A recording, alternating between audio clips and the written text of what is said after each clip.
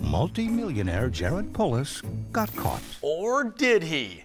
That is the focus of this week's Politics 360, Fact or Fiction, as we dissect a political ad paid for by the Republican Governors Association. For 5 years, though, before you entered Congress, you paid no federal income tax. Uh-oh. Yes, he said uh-oh. Here the commercial insinuates this is a real problem. It's a clear attack ad against Democratic candidate Jared Polis.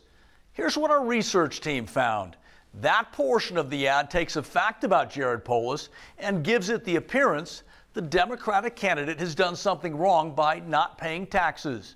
It's misleading because it fails to tell you, the voter, the entire story. Greater context comes by listening to what Polis shared during the debate before the Democratic primary. Well, first of all, I paid a heck of a lot of taxes in the years I made money. When you don't make money, you can't pay taxes. So here's the bottom line. Research shows Polis paid no taxes from 2001 to 2005 because he reported a net loss of income. That fact means he owed no taxes, and that's why we conclude this portion of the commercial was misleading. And have used onshore and offshore Cayman Island accounts to avoid paying taxes. And I think that's, completely appropriate. We find that portion both misleading and a bit of fiction.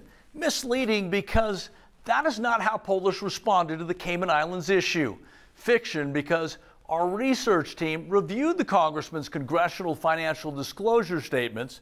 They show no record of Cayman Island accounts. Jared Polis didn't pay income taxes, but he wants to raise yours. Higher income taxes, higher energy taxes, high taxes on everyone, except maybe Jared Polis.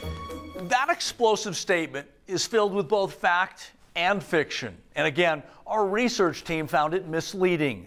We've already addressed the income tax issue. On the subject of raising your taxes, it's fact Congressman Polis proposed a bill to repeal the recent Republican law to cut taxes.